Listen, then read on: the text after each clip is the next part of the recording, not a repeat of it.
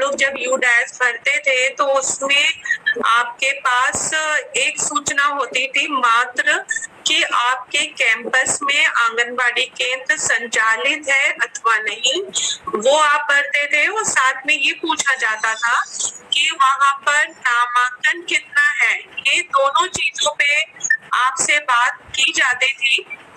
तो अभी सबसे पहले मैं ये कहना चाहूंगी कि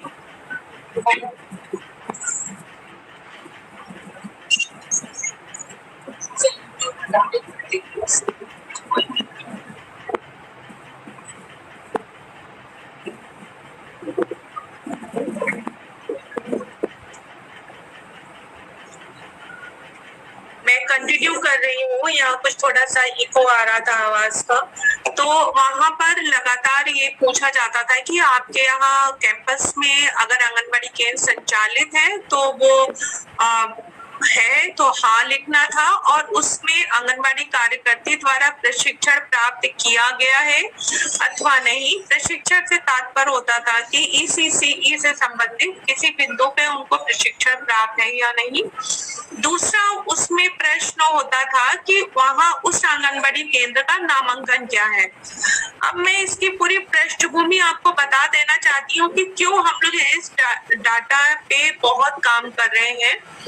आप सभी अवगत हैं कि हमारे पूरे प्रदेश में पूर्व प्राथमिक शिक्षा आईसीडीएस विभाग द्वारा संचालित आंगनबाड़ी केंद्रों के माध्यम से दी जा रही है, जिसमें 3 से 6 आयु वर्ग 5+ के बच्चे भी होते हैं। उसमें उनको लेकर पूरी शिक्षा प्रणाली प्री प्राइमरी की उनके द्वारा कैटर की जा रही है।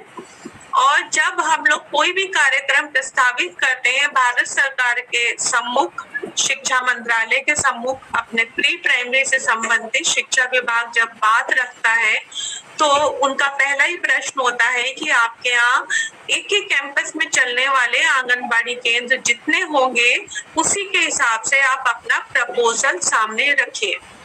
और हम लोग चाह रहे हैं, या अभी निपुण भारत आ चुका है, एनईपी की गाइडलाइंस आ चुकी है। आप सब जानते हैं कि अब हमें पूर्व प्राथमिक शिक्षा को स्ट्रेंथन करना है, और जब स्ट्रेंथन करना है तो हमें अपने उस मॉडल को आगे बढ़ाना है, यानी को-लोकेटेड आंगनबाड़ी केंद्रों की संख्या का सही अंकन प्राप्त करना है। और उसी के आधार पर हम लोग आगे जब बात करते हैं तो वहां पे जब बजट प्रपोज्ड होता है तो उस बजट में वो जब आंगनबाड़ी केंद्रों की संख्या का मिलान यूडाइस के डेटा से करते हैं तो उन्हीं केंद्रों के लिए ही या उन्हीं स्कूलों के लिए बजट अप्रूव्ड होता है। तो जो हमारी योजना है कि अगले 5 साल में हम अपने सभी को-लोकेटेड आंगनबाड़ी केंद्र वाले विद्यालयों को, उनके आंगनबाड़ी केंद्रों को एक सक्षम पूर्व प्राथमिक या प्ले ग्रुप वाले संसाधनों से सुसज्जित कर लें, तो यहाँ पर हमारे सामने एक बहुत बड़ी समस्या आ जाती है। उस समस्या का कारण ये होता है कि अगर हम आईसीडीएस से डेटा लेते हैं तो आईसीडीएस के अनुसार 1 लाख से ज्यादा उनके केंद्र ऐसे हैं जो विद्यालय के कैंपस में चल रहे हैं। लेकिन जब हम बात करते हैं कि ये वास्तव में हमारे यूडाइस में क्या दिख रहे हैं, तो पता चलता है कि ये यूडाइस दे रहे हैं मात्र 59,000 ही केंद्र दिखाई दे रहे हैं। और ये पिछले साल के डेटा की बात कर रही हूँ मैं, 2020-21 की। और हमें फिर उसी के अकॉर्डिंग हमारे प्रोग्राम को गति मिलती है और हमें अपने गतिविधियों को चलाने की अनुमति प्राप्त होती है। तो इन दोनों डेटा के बीच में मैचिंग स्थापित करने के लिए हम लोगों ने पिछले वर्ष भारत सरकार से ये अनुरोध किया कि यूडाइस का जो डीसीएफ अभी तक भरा जाता था उसमें कुछ संशोधन किया जाए, क्योंकि आईसीडीएस विभाग के अनुसार उनके एक ही केंद्र में 1 से ज्यादा भी केंद्र संचालित है। इसका तात्पर्य है कि एक कक्ष है जिसमें उनके 2 या 3 केंद्र संचालित हैं। इसी कारण संख्या की विसंगति होती है। इसको ध्यान में रखते हुए हम लोग ने डीसीएफ रिवाइज किया है। अब आप जब भरेंगे तो उसमें 3 से ज्यादा केंद्र अगर संचालित है तो वो भी आप भर सकते हैं। अभी आपको स्क्रीन शेयर हो रही है जिसमें हम TCF का फॉर्मेट आपको दिखा रहे हैं, जो इस बार के यूडाइस 2021-22 में आपको भरना है।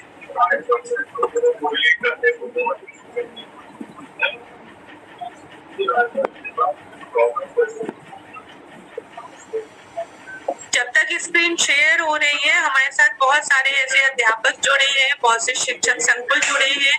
हमारे जिला समन्वयक प्रशिक्षण तो जानते हैं हम लोग के बारे में, लेकिन मैं अपना परिचय देना भूल चुक गई हूँ, तो मैं अपना परिचय देना चाहूंगी कि मेरा नाम शिखा शुक्ला है और मैंने यहाँ पे प्री प्राइमरी में एज ए विशेषज्ञ इस यूनिट में काम कर रही हूँ। और हम लोग की यूनिट के जो हमारे इंचार्ज हैं, हमारे लीडर हैं, वो डॉक्टर पवन सचान है, डाइट प्रचार लखनऊ, और सर भी हम लोग के साथ जुड़े हैं, वो भी आपसे बात करेंगे। तो अभी जो डेटा अभी आपको ये जो शेयर हो रहा है, आप खुद देख रहे होंगे स्क्रीन पे, आपके पास यूडाइस का फॉर्मेट पहुंच चुका है। इसमें आप लोग बहुत अच्छे से नोट कर लीजिए। प्रश्न संख्या 1.41 से 1.53 तक ये केवल गवर्नमेंट और गवर्नमेंट एडेड स्कूलों के लिए है, आंगनबाड़ी केंद्रों से संबंधित है। इसमें पूछा जा रहा है क्या आंगनबाड़ी केंद्र स्कूल परिसर के अंदर स्थित है। आपको उत्तर देना है हाँ या नहीं। कई बार प्रश्न हम लोगों से पूछा जाता है कि अगर आंगनबाड़ी केंद्र स्कूल की बाउंड्री से सटा हुआ है लेकिन बाहर है, तो क्या हम उसको स्कूल परिसर में मानेंगे। तो मैं आपको यहाँ स्पष्ट कर देना चाहती हूँ, कई बार कुछ विद्यालयों की भूमि बहुत ज्यादा होती है और जब बाउंड्री वो बनवाते हैं, बाउंड्री जितनी प्राप्त हुई उसको ध्यान में रखते हुए बहुत से ऐसे स्कूल हैं जो पहले बाउंड्री बना चुके हैं, वो अपने स्कूल कैंपस को कवर करने का प्रयास करते हैं। इस कारण बहुत सी उनकी जमीन बाहर निकल जाती है। तो अगर आंगनबाड़ी केंद्र विद्यालय की भूमि पर बना है तो उसको हम स्कूल परिसर के अंदर मानेंगे। मुझे उम्मीद है आपको ये बात स्पष्ट होगी। इस सभी प्रधान अध्यापक को अपनी भूमि का जो उनका काटा संख्या होता है उसमें अगर आंगनबाड़ी केंद्र बना हुआ है तो वो आपके परिसर में माना जाएगा, चाहे वो आपकी बाउंड्री से सटा हुआ हो, बाहर की ओर हो, लेकिन वो आपके कैंपस में माना जाएगा। अगर हाँ उत्तर आप दे रहे हैं तो प्रश्न आगे का आता है कि क्या आंगनबाड़ी केंद्र संचालित हो रहे हैं, उनकी संख्या कितनी है। यहाँ पर इस बार के डायस में आप 3 आंगनबाड़ी केंद्रों का विवरण भर सकते हैं। जैसे आंगनबाड़ी केंद्र का कोड क्या है, ये आंगनबाड़ी वर्कर जो होंगी वो आपको बता देंगी। मैं आपको बहुत स्पष्ट कर दूं, हम लोगों ने ICDS विभाग से अनुरोध करके सभी जिला कार्यक्रम अधिकारी और CDPOs तक पत्र भिजवा दिया है कि इस बार के यूडाइस जब भरा जाए तो आंगनबाड़ी वर्कर विशेषता प्रधान अध्यापक से संपर्क करके अपने आंगनबाड़ी केंद्रों का विवरण भर दे।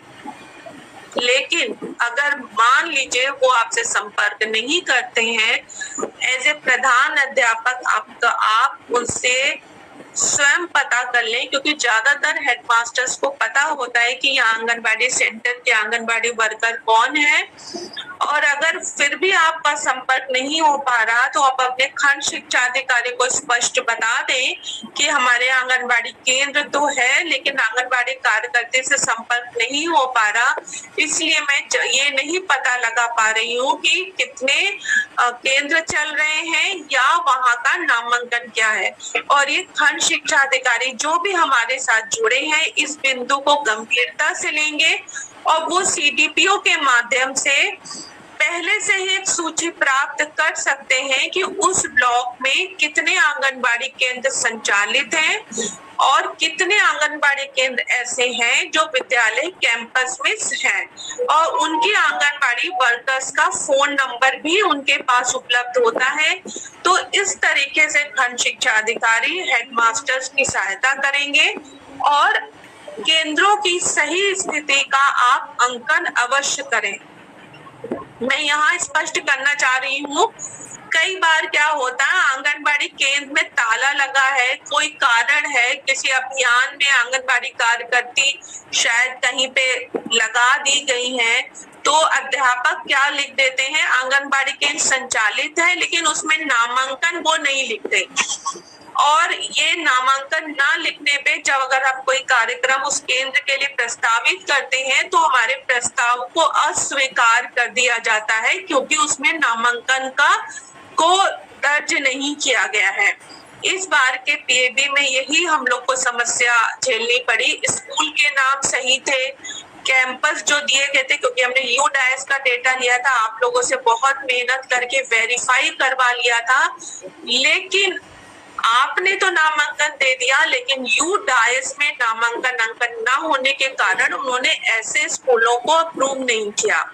तो हम लोग के बजट का बहुत सारा भाग इस कारण कट गया। तो ये जो कॉलम दिए गए हैं 1, 2, 3, इनमें आंगनबाड़ी केंद्र का कोड, आंगनबाड़ी केंद्र में बच्चे लड़के या लड़कियां हैं उसका अंकन, आंगनबाड़ी केंद्र के कार्यकर्ती बाल शिक्षा का मतलब है ECC से प्रशिक्षित है कि नहीं। आप लोग बहुत अच्छे से जानते हैं कि पिछले 2 वर्षों में लगभग 1,56,000 आंगनबाड़ी वर्कर्स का प्रशिक्षण पूर्ण किया गया है, शिक्षा विभाग ने पूर्ण कराया है उनको ECC मैनुअल पे जो उनके केंद्र में उपलब्ध है। तो लगभग प्रशिक्षण पूर्ण है, लेकिन फिर भी आप आंगनबाड़ी कार्यकर्ती से जरूर पूछ लें और वो प्रशिक्षित हैं तो हाँ लिख देंगे। दूसरा या चौथा, ये लास्ट कॉलम है, क्या आंगनबाड़ी में पर्याप्त शैक्षिक खिलौने, कठपुतली, बोर्ड गेम आदि है, हाँ या नहीं। तो यहाँ पे बता दें, आंगनबाड़ी केंद्रों में ICDS विभाग द्वारा स्कूल किट करके, प्री स्कूल किट करके उपलब्ध कराया गया था गत वर्ष, और इसके अलावा उनका कहना है कि उन्होंने असेसमेंट के लिए भी दिया है, लेकिन बोर्ड गेम, कठपुतली, खिलौने अगर हैं तभी हाँ लिखेंगे, अगर नहीं है तो उसको स्पष्ट नहीं अंकन कर देंगे, लेकिन कॉलम को खाली नहीं छोड़ेंगे। नेक्स्ट है, क्या बाल वाटिका से स्थित आंगनबाड़ी स्कूल में प्रारंभ की जा रही है। यहाँ बाल वाटिका का मतलब है आयु वर्ग 5 से 6 वर्ष के बच्चों के लिए निपुण की गाइडलाइन के अनुसार क्या बाल वाटिका संचालित की जा रही है। तो आपको मैं स्पष्ट कर देना चाह रही हूँ कि उत्तर प्रदेश में वर्तमान में ये बाल वाटिका वास्तव में आंगनबाड़ी केंद्रों में ही 5 से 6 वर्ष के बच्चों को पढ़ाने का कार्य किया जा रहा है। तो आप इसका उत्तर हाँ में लिखेंगे, ठीक है। क्या कोई स्कूल से बाहर वाले बच्चे स्कूल में नामांकित हैं, विशेष प्रशिक्षण ले रहे हैं। ये बिंदु विशेष प्रशिक्षण से संबंधित है और ऑलरेडी आपको बताया गया होगा कि विशेष प्रशिक्षण के बारे में। तो मैं यहाँ पर जो आपसे बात कर रही हूँ, चूंकि हम लोग प्री प्राइमरी सेल से हैं, तो मैं बात कर रही हूँ मात्र अपने बिंदु संख्या 1.41 के संबंध में। 1.41, 1.42 और 1.43 ये बिंदु आपको अवश्य भरने हैं, और इसमें से 1.41 के जो 3 आंगनबाड़ी केंद्र अगर हैं तो तीनों के कोड, उनका नामांकन, अगर 1 है तो 1 का कोड और उसका नामांकन, अगर 2 संचालित है 2 का कोड और उनके नामांकन, और अन्य डिटेल आपको अवश्य भरने। कोई भी कॉलम आपको ब्लैंक नहीं छोड़ना है, ये अवश्य ध्यान रखें। इसके अलावा अगर आपको कोई समस्या इसमें होती है, आपको ये समझ में नहीं आ रहा है, ज्यादातर लोगों का प्रश्न यही होता है कि बताइए आंगनबाड़ी हमारे स्कूल से मुश्किल से 50 मीटर पे है, क्या उसको कोलोकेटेड मानेंगे या नहीं मानेंगे? ज्यादातर लोग प्रश्न यही पूछते हैं। तो मैं बता दूं, यहाँ पर कोलोकेटेड का तात्पर्य है कि जिस स्कूल से आप उसका कोलोकेशन दिखा रहे हैं वो आंगनबाड़ी केंद्र उस स्कूल की भूमि पर अवस्थित होनी चाहिए। ये भी हो सकता है बाउंड्री के बाहर उन्होंने बना लिया हो, लेकिन स्कूल के नाम आवंटित भूमि पे है